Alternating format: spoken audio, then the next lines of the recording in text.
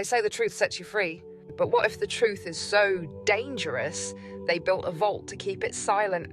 In the heart of Vatican City, behind bronze doors that never open to the public, lies the most restricted archive on Earth. 53 miles of locked shelves, 2 men allowed entry, and no accountability to anyone else. This is Emmspiracy, and this is what they sealed beneath the cross.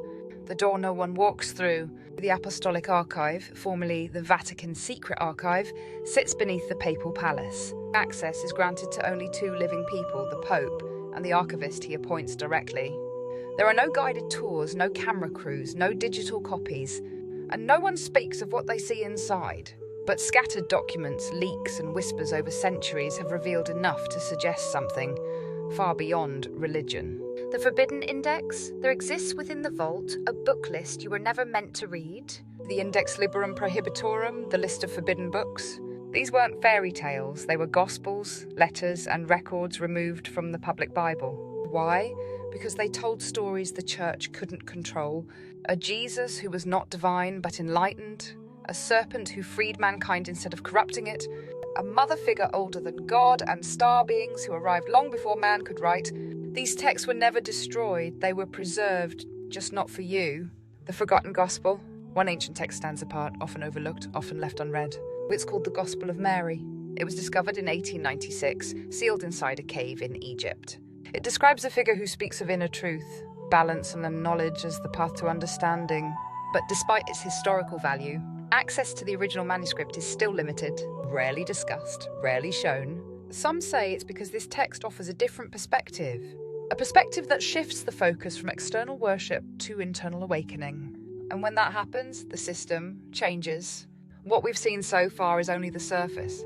The sealed books, the banned gospels, the forbidden maps. But the Vatican Vault is not just a library, it's a containment chamber. And what it holds may not be paper at all. The devices buried in the lower levels, according to deep leaks and forgotten letters, are artifacts. Not relics, not symbols. Objects. Black stone boxes recovered during Crusades, said to vibrate when scripture is read aloud. Metallic discs inscribed with unknown alphabets humming at specific frequencies. And a set of mirrors, not reflective, not decorative, but said to show images that shift without light. Some scholars believe these are ancient technologies, retrieved, not created, held, not understood, and still active. The whispers in the vault.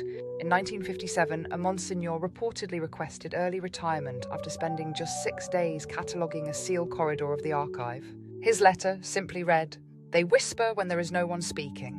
No further explanation, no public record of what he saw, no access to the wing he referenced. Others speak of rooms that must be entered barefoot, of doorways where electronics fail, of items that cause lucid dreams for days after being in their presence. And one object, nicknamed the Whistler, is stored under magnetic lock, lead casing, and complete silence.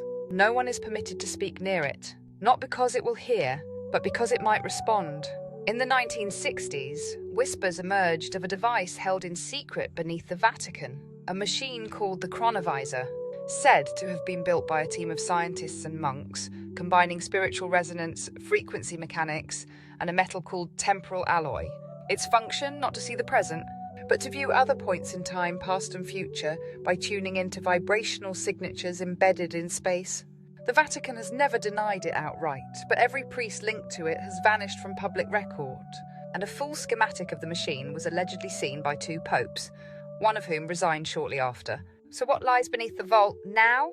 Some say the original pre-flood scrolls from Babylon, Sumeria and Lemuria, codices taken from temples that predate all known civilizations, the bones of entities not listed in the Book of Genesis, and at least one object that requires constant supervision. It's kept in an isolation chamber lined with gold. It cannot be touched. And only a small group is authorized to enter the room. They are not priests, they are not scholars, they are watchers. The Vatican says they preserve history, but their silence tells another story. This isn't about belief, it's about what they found, what they kept, and what they're still guarding in a vault no one talks about. And the past isn't lost, it's sealed.